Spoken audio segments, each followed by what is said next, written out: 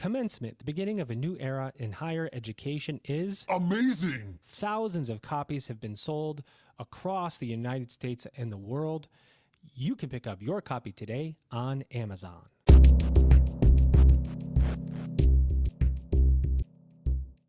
Welcome back, everybody. It's your time to EdUp on the EdUp Experience podcast, where we make education your business. Dr. Joe Salustio back with you here on another episode, and I'll give you guys a little laugh.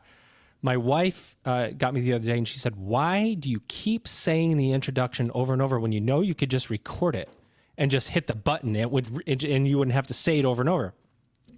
And I said, I think I like saying it because I can say your business, so I get to play with the words a little bit.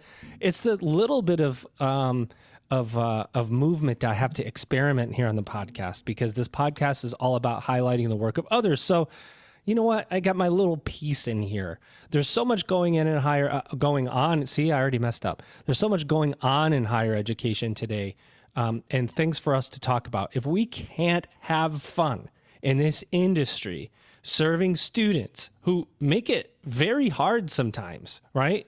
And it's never ending. If we can't have fun and laugh at ourselves a little bit, then that's when people leave this industry. And we need all of the top-notch educators and administrators in this industry that we can get right now, because we're under attack, ladies and gentlemen. The college degree is under attack. The value of formal higher education is under attack, and we need to rebuild our brand of higher ed. We need to communicate the package of higher education a little bit better to the consumer so they understand it.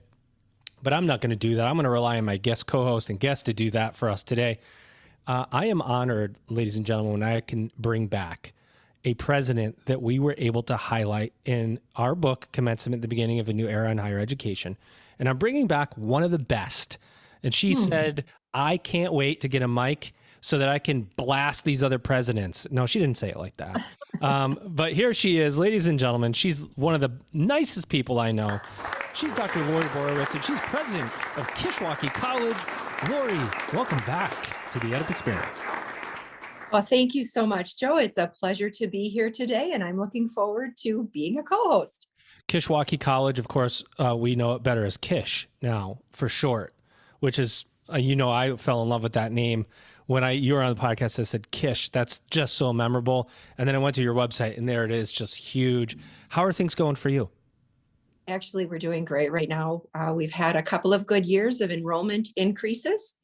And I think post-COVID, we're really embracing the changes and exploring what's coming. And so it actually is a really exciting time to be in higher ed, Joe. Yes, there's some headwinds, but there's a lot of really great things. And looking forward to talking with our guest today and really exploring what's happening in the world of community colleges.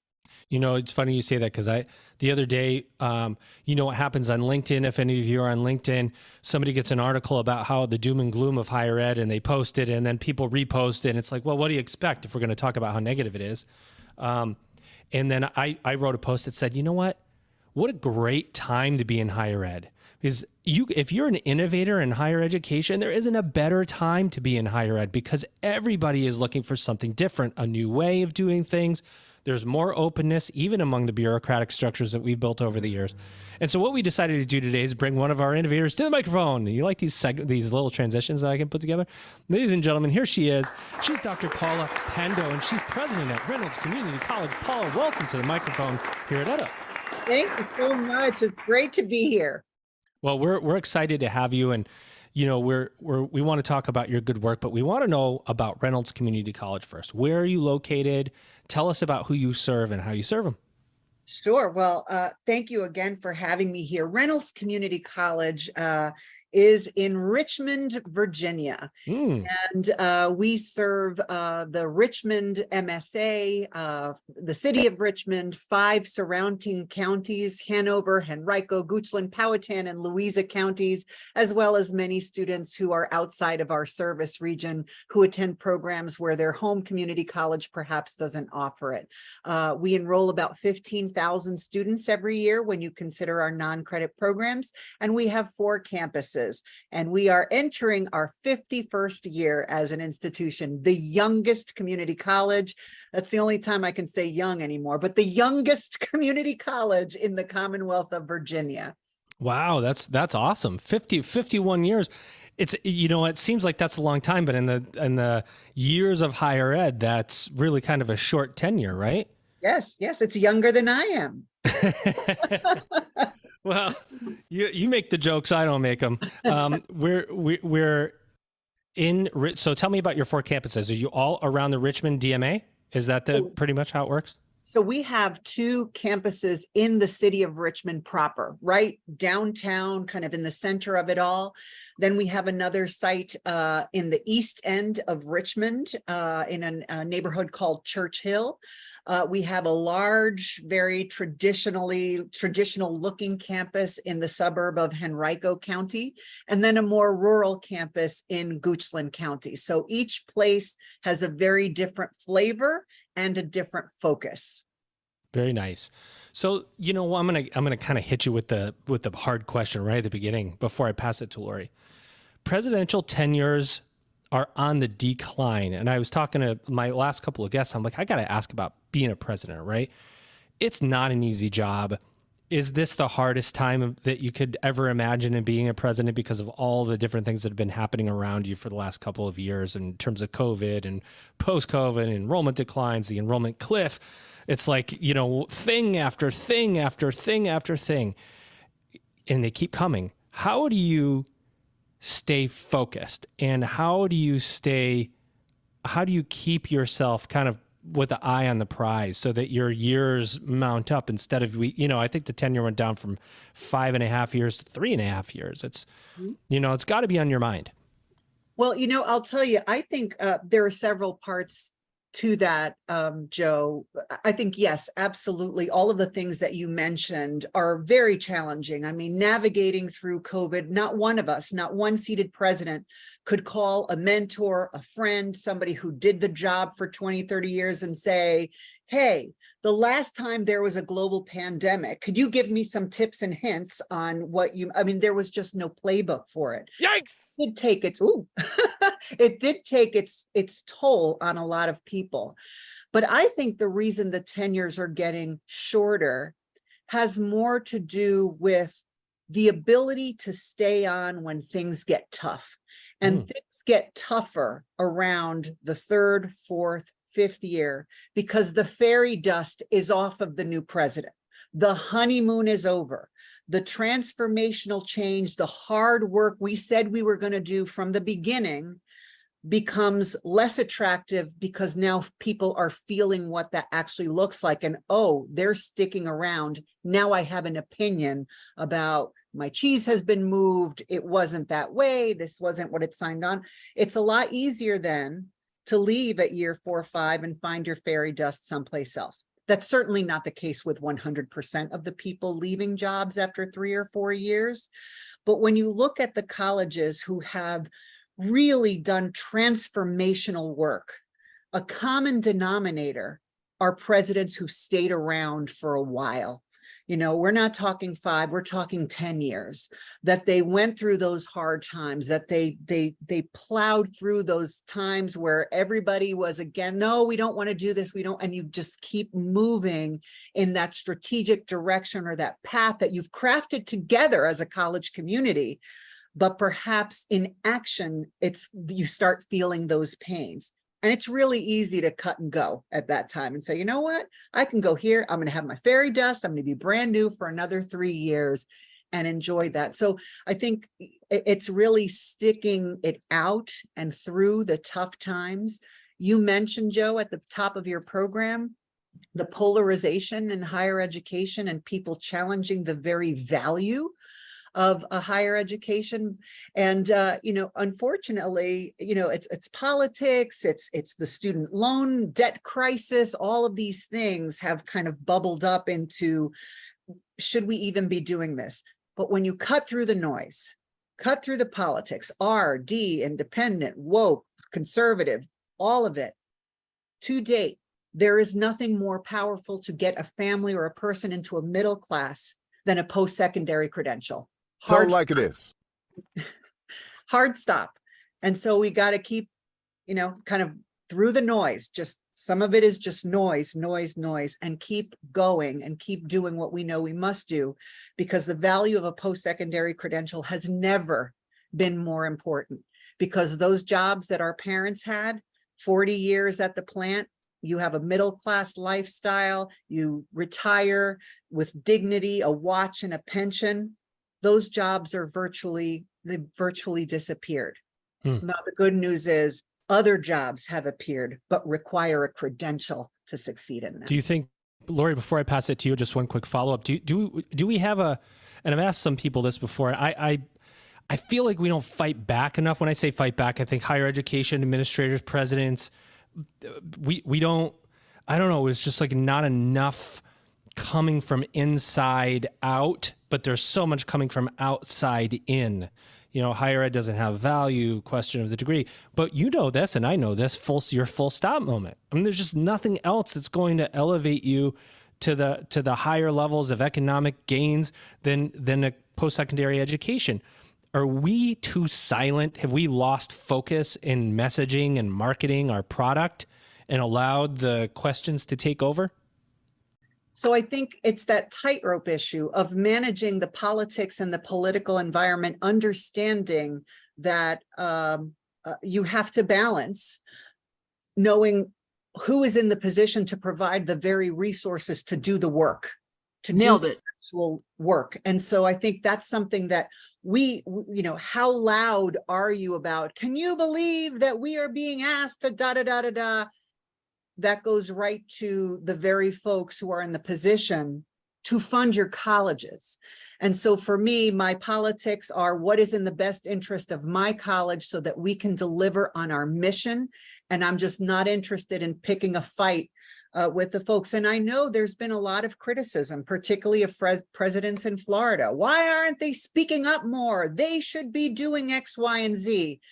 And I'm just not jumping on that bandwagon, because I know many of them, and they are committed people to the mission of what we do. And they go do that work every day, head down, keep doing the work. So would it be nice to be louder? Perhaps there are places where that is appropriate, but I always have to balance Paula Pando, the citizen, and the president of this college, who is responsible for getting the resources we need to deliver on our mission. And I think that's the tightrope many of us are walking. Epic. Lori, over to you. So, Joe, I'm thinking maybe you and I read one of the same articles. There was recently, in the last couple of weeks, there was an article in Inside Higher Ed about the tenure of college presidents. And they were talking about, the author of the article said, is this now the hardest job in the US? And he said this and running hospitals. And he made the analogy, it's because there are so many people that we're trying to please. We've got legislators, we've got business people, we've got taxpayers, we've got students, and we've just got the diversity. So one of the things that I'd like to add to what Paula said, and Paula, I'd be curious if you're feeling the same about this, is I agree with so many of the things you said about hanging in there, but do you think part of the reason that people get to a point and can't hang in there anymore at year 3, 4, 5 is not only because of the things you said, but why is it different now, is because people are just less civil, that we have come to expect that we can say, do, and we can have a long conversation about the root cause of all that, but is that part of it? And that you get to the point where you're like, life is too short to take it the way it's being dished to me. Outrageous. Lori, I agree. The kinds of things that come out of people's mouths these days, or out of their fingers in the social media universe, are things that, quite honestly, and I'm in my 50s, so it's not like way back in the day, but literally, 10 years ago would have been unheard of, that level of incivility, profanity, absolute disregard for truth, for fairness, for accuracy, just putting it out there.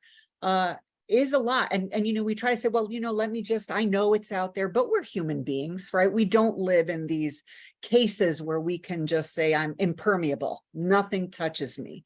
We're human. And to your point, Lori, we are taking hits and criticism from our various publics, even though we may be doing the work that I believe, especially in community colleges, is apolitical.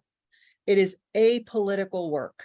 We are developing the talent that our workforce, our region, our business and industry partners need, and thereby elevating communities who need what we have to offer. It's this, you know, and so if you're, you know, really conservative and you're worried about taxes, well, we're putting more people on the taxpayer role instead of depending on taxpayer dollars. We are providing business and industry with the talent that they need so that we can be an engine of economic mobility for the region, that more people will want to come because we're producing the talent.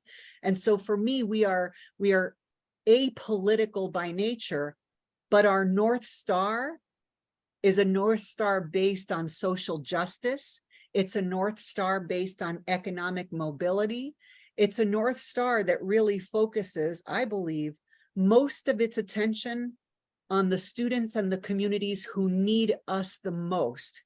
Because let's face it, I have many students, and I love them all, who would do very well whether or not I ever showed up for my job. They're self-motivated, their parents went to college, they went to excellent high schools, they're saving some money by going here, they're gonna go 1, 2, 3. They don't need any of the other services we have to offer, they take the classes and they go. That is not the majority of our learning community. And so that's where our focus has to be. And by doing that, we are producing that workforce, that talent pipeline. We're having more people contributing to the tax rolls. It's good for everyone. And that's why what makes this space, so many things make this space exciting, but it's what it makes it so exciting for me, that localness, that, you know, I think of it as our superpower. You know, we are elevating lives in the very communities that we live in. And it's just such a joy to do this work, even on those hard days. And there are many of them. But I agree with you, Lori, the lack of civility, and not just external, even internal, what things people are willing to say, not just about you, but even to you in these days under the auspices of free speech.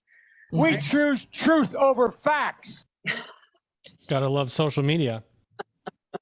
Can I just also, Joe, if you'll let me for a second, I really like the conversation regarding hanging in for the long haul. So I'm in my 8th year. I'll have my 8th anniversary in this role in January. Amazing. Yes, it is amazing considering the things that we've experienced and the transformation we've made as an organization. But, and at year 4, I did have the faculty send me a note and tell me they were considering doing a vote of no confidence and what I needed to do. And that was right before COVID. And then we got through COVID, and about year 6, something happened.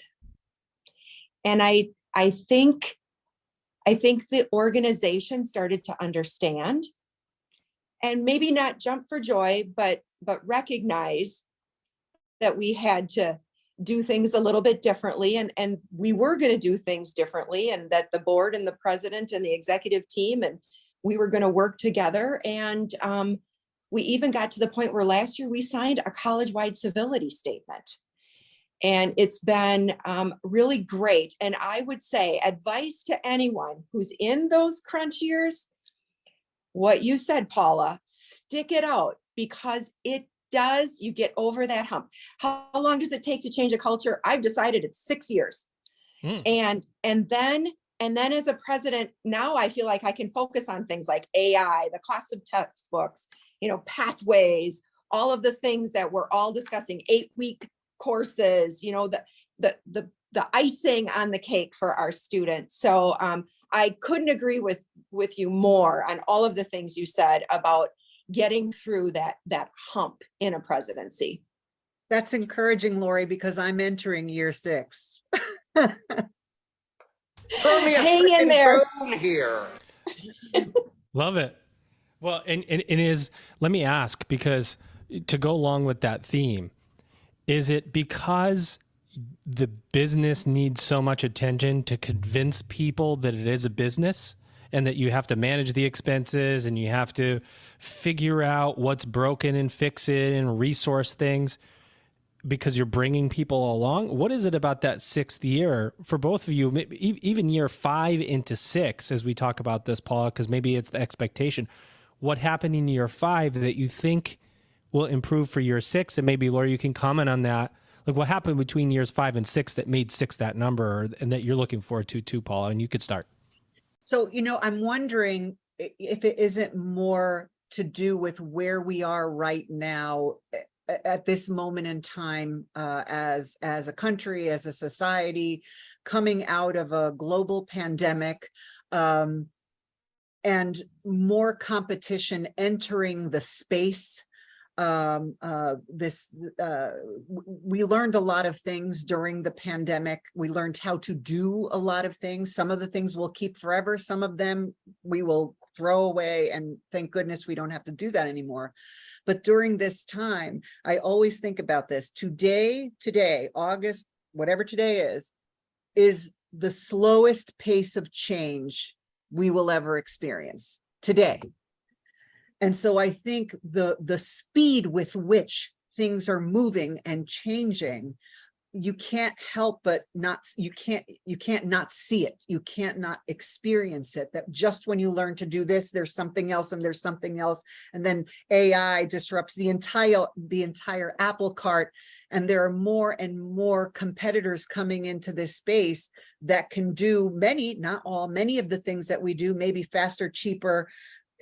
And so I think folks are understanding, and perhaps it has less to do with year 5 going into 6, but the time that we're in, that our very self-preservation requires us to think and do things differently.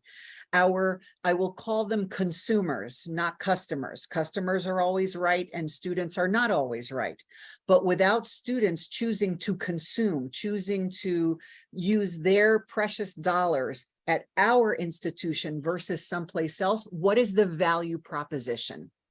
Why Reynolds Community College versus a for-profit who's promising it twice as fast and better? And we know that many of those promises go undelivered. Or why not go to this other provider now who's doing this, whether it's through Google or Amazon or whatever that is? What is that value proposition?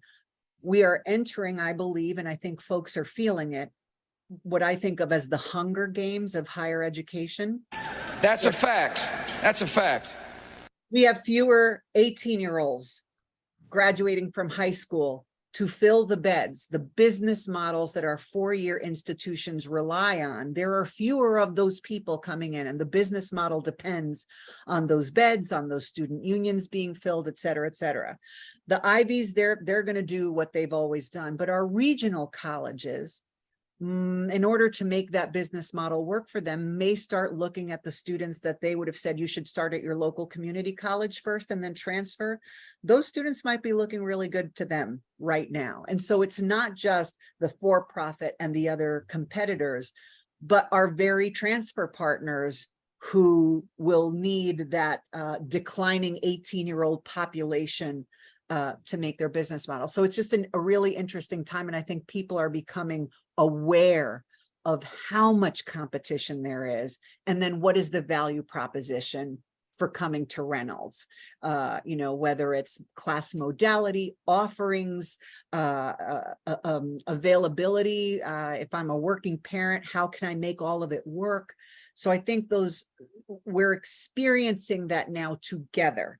So I don't know that that's necessarily year 5 going into 6, but just the time that we're in, there's, I think, a greater awareness. Doesn't mean acceptance, doesn't mean joy, but awareness that the times, they are a changing. Oh, yeah. Join the movement to mobilize and revolutionize higher education by picking up your copy of Commencement, the Beginning of a New Era in Higher Education today. This book has been featured in Forbes, NPR, Harvard Business Review, CEO World Magazine, NBC News, CBS News, and Business Insider, among many others. Don't miss out on what today's highest college leaders have to say about the future of higher education. Pick up your copy on Amazon. I know, and Lori, in your case, you stepped into the first day of year 6, and then it was something like this, right? Execute Order 66. And that's what made the year 6 go so well. That's an interesting question, Joe, but I really do think it's more of the organization, the culture, understanding, the president has had the grit to hang with it. But I will say this, it could change on a dime. Mm-hmm. It doesn't, just because you've gotten there and you've managed to help your message, I would say day to day, it's gotten, the culture understands the need for the things that we've been saying we have to do since I arrived. And it's the perseverance, which, right, isn't that what education teaches us all? To hang with it, to get through the tough times. But I think it can change in a minute. And I know I have friends who are presidents and things were good and it didn't take long to go south. So I'm not sitting here saying, oh, I'm good forever. I know every day I've got to pay attention, read the tea leaves. But I do think it's just, it just takes that longer than I anticipated. Not too many presidents have a lot of patience, right, Paula? And so it seems like a long time, but it's definitely a different world now for me than it was 6 years ago. What do you do with this year 6 as you enter year 6, Paula? Are you entering an innovation year? How do you look at, because I feel like there's you have to take these things in chunks. You've got enrollment years and you have innovation years and you have retention years, and it's hard to do. You have to do everything simultaneously, but the focus may shift in short-term planning versus what kind of year are you moving into? Is this year you're going into a fall term, I suppose, this next cycle? What kind of year is it for you? Well, internally, and when I mean internally, not to the institution, but for myself, I think of this as the great reset. It's the reset button. When I think of my first and second year, there was a lot of discovery. There were some fires that had to be put out. There were fiscal issues. There were steep enrollment decline issues. I'm talking 40% loss in 7 years. I mean, it was firefighting and discovery mode at the same time, and getting the right people in place to do the work that delivers on the mission of the college. COVID then disrupted all of that because that first year was survival. I think of it as spit and tissue. Nothing was pretty, just stick it up. Does the button work? If we pull the lever, will the thing come on? It was very much a survival mode at the beginning. And then there was that time of how are we going to operate in this? We don't know how long this is going to last.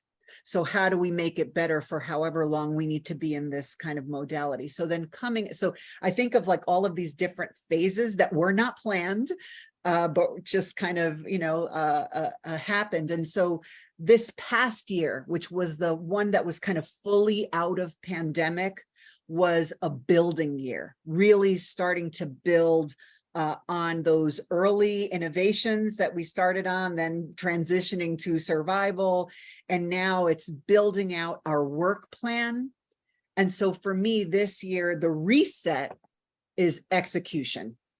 We've spent a lot of time building, a lot of time really involving the entire college community on what are the key areas we're going to be focusing on. We've done proof of concept. What are we going to be focusing on that will make a difference and be able to scale student success efforts? So it's not anecdotal and a few students, but actual transformational change for our college. And so I believe this year that reset is all about execution. It's bullseye.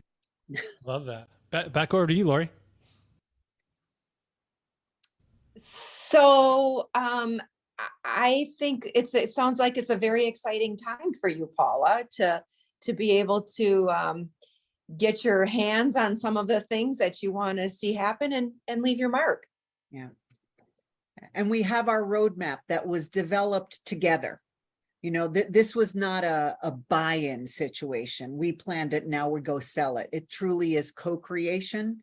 And if you're committed to that co-creation, you've got to have the thing that we're least known for, and that is patience for the work to evolve and iterate and be refined and react to it and go back to it. But I'm so thrilled with what we have come up with in our budgeting process. We've resourced it, because if you say it's important, it better show up in that checkbook. It better so it's an exciting time of, now let's get to work. I mean, people have been working. When I say let's get to work, I don't mean we've been on vacation. We've been working very hard, but now let's start executing on the things that we built together.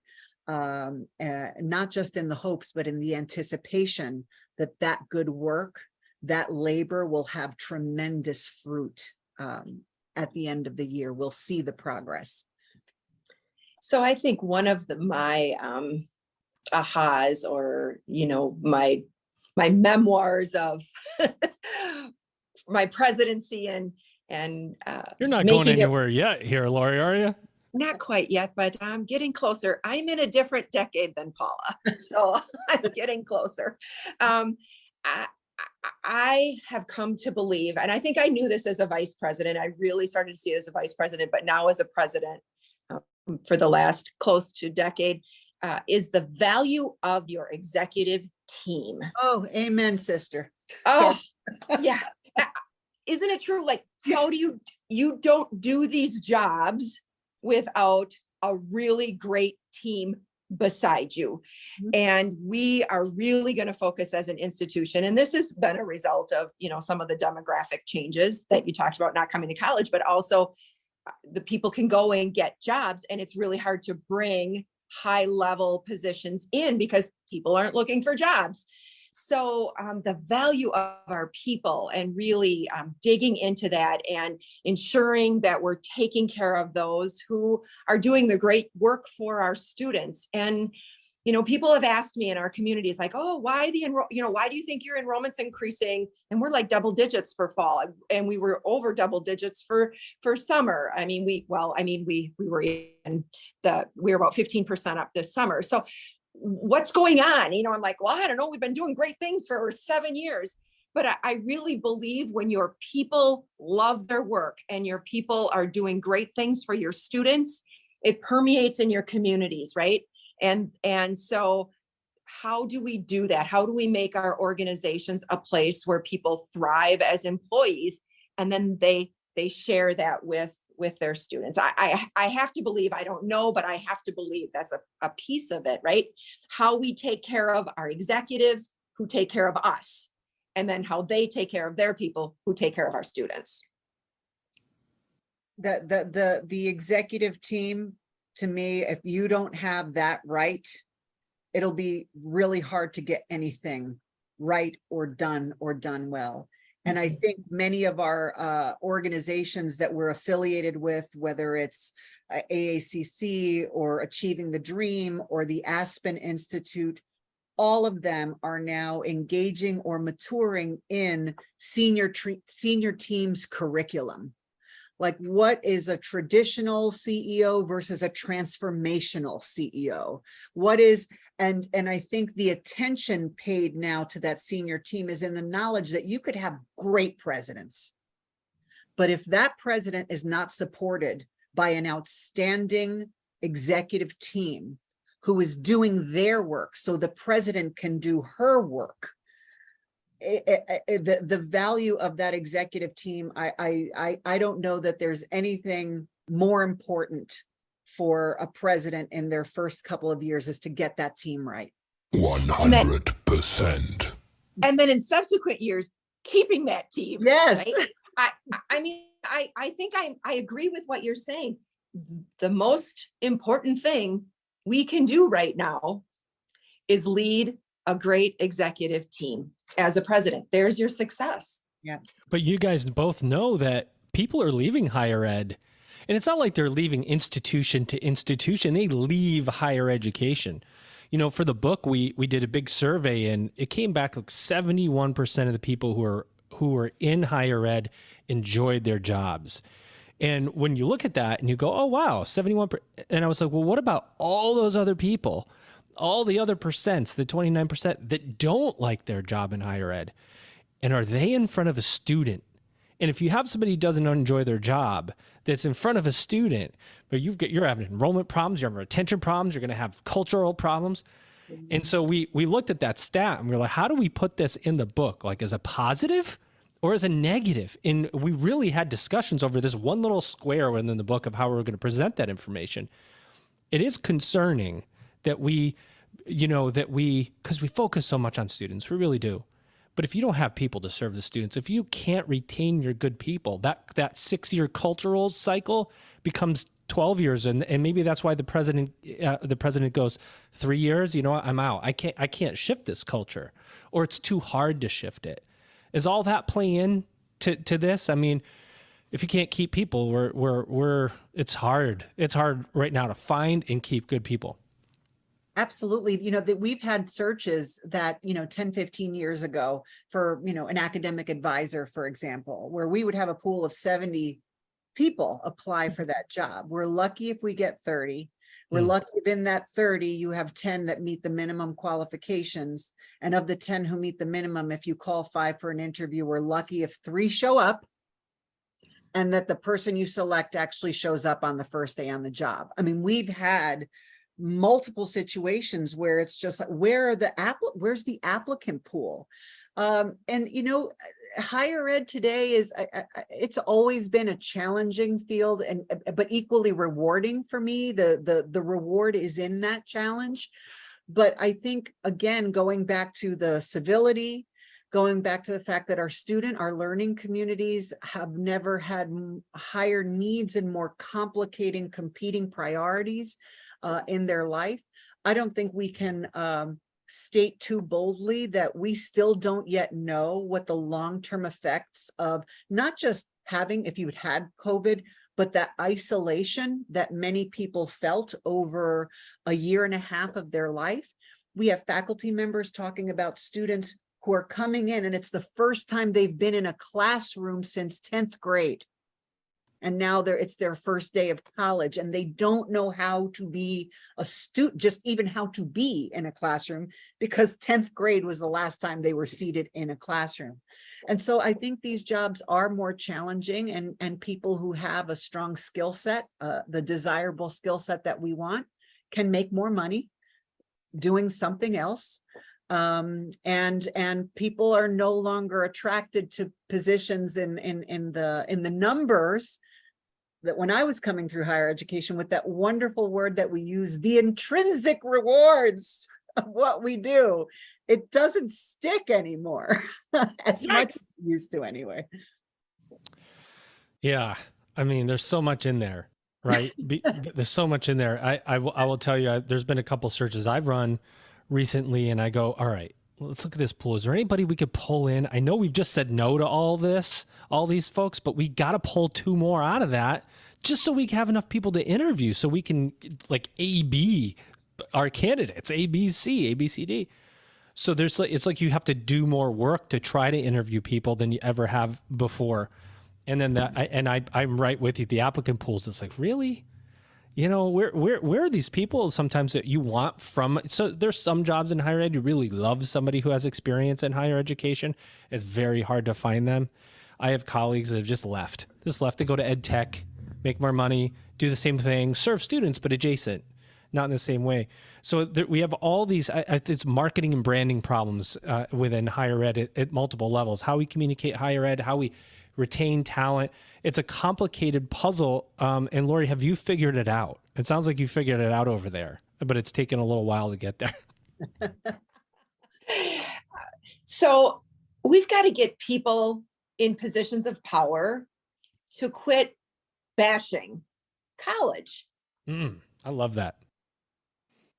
We do great things. We transform lives. Paula made a comment earlier about We are the path to social mobility.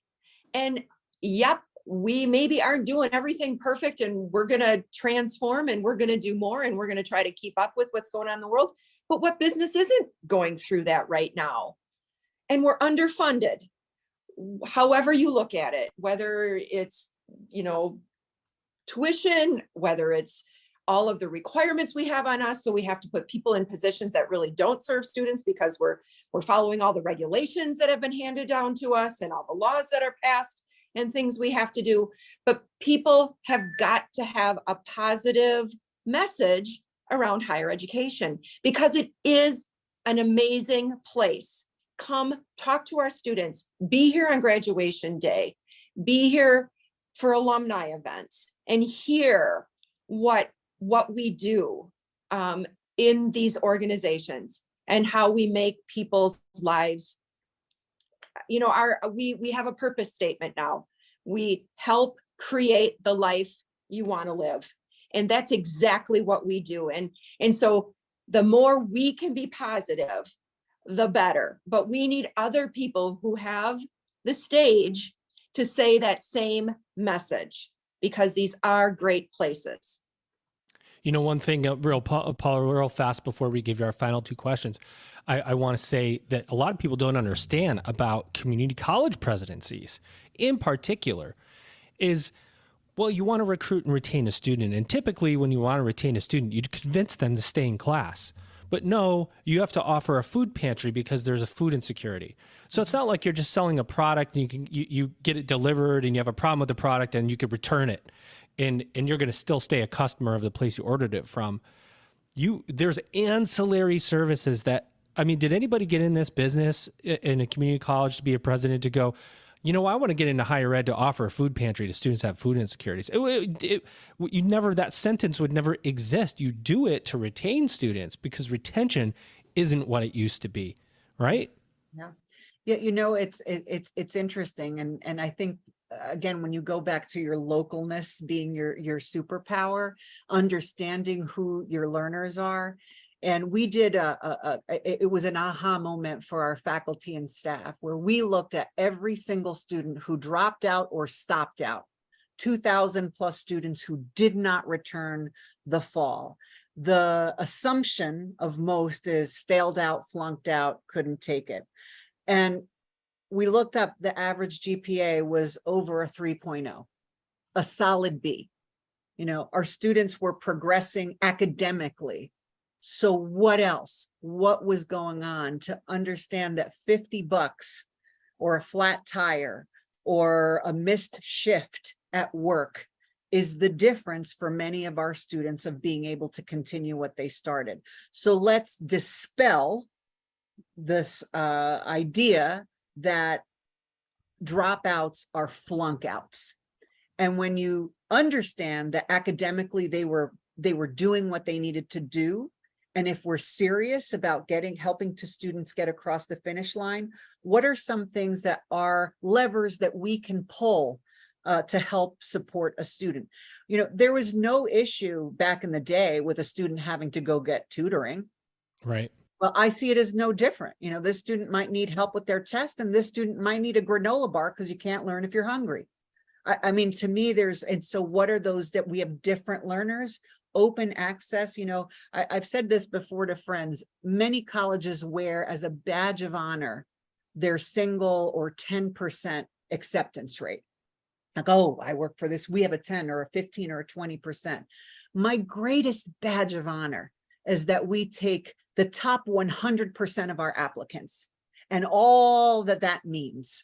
And only in higher ed do you not sell a product and celebrate it. I've said that so many times. Like, you only sold 10% of your product. If you said it was widgets or anything else, you'd go, wow, your business sucks. But in higher ed, we celebrate the low stats of acceptance. Yeah, and that top 100%, every learner, that means everybody comes in with a different story, a different background, different challenges, different everything. And perhaps the biggest challenge is self-doubt. I don't know if I'm college material, I'm the first in my family, or my family doesn't want me to go to college because I'm not contributing to the household income. There's just so many things. So for me, It wasn't getting into it, but an outgrowth of the changing demographic coming to college, the changing needs, and the acknowledgement through data capacity and really understanding the students that you're serving, that academic ability and capacity is kind of last on the list of why they go before completing. For some, it is very real. But when you look at the majority of people who leave their program before finishing, academics is typically not even in the top 3. You know, it's financial issues, it's transportation issues, it's childcare issues, I mean, the list goes on. And so, you know, if we're serious about student success, then we've got to go play in that sandbox that maybe 25, 30 years ago was never even a thought. Well, we want to give you our final 2 questions to end this episode, because I walk away from these conversations feeling energized. This is like the greatest benefit to me, is my brain is overloaded with all these tips from people I get to interview. But when you're doing this in real time, and I know people will listen to this later, like I feel like my screen's not shaking, but it would be shaking with the amount of passion that comes out of my guest co-hosts and my guests, because there's just so much energy and positivity in what we do, and we just need to talk about it more. So I want you to talk about it more, Paula. What else do you want to say about Reynolds Community College that needs to be said? Open mic, and then take us home and tell us what you see for the future of higher education. Oh, those are so easy. I know, right? Well, I will tell you, I have never been more excited about the future of this college and for the future of our region. This is a time where people are not leaving our region, but they're coming in. It's a growing region, and Reynolds is becoming more and more part of that kind of top of mind. You know, you should go to Reynolds too, or for business and industry, or even philanthropic partners, that we are becoming top of mind because we're delivering on our commitments very publicly. People are employing our graduates, and our graduates are succeeding in the workplace. And so then we become top of mind. We see our dual enrollment population exploding, again, top of mind for parents. I think, you know, someone asked me once, what does success look like? When Reynolds is top of mind for parents, for counselors, for employers, for partners, that they think of us first and not number 15 on the list. Oh, and I hear Reynolds might do something like that, that we are top of mind because we're delivering on our commitments, and the product, our learner who is prepared and has the skills necessary to succeed either as a junior, as a transfer, or workplace on day one. If we can deliver on that consistently, then we will be top of mind. And I think that we're getting there. Our commitment to growing our healthcare, or health professionals, we are helping our hospital systems solve their problems, the acuity of need in healthcare professionals, and we are increasing and amplifying those kinds of programs.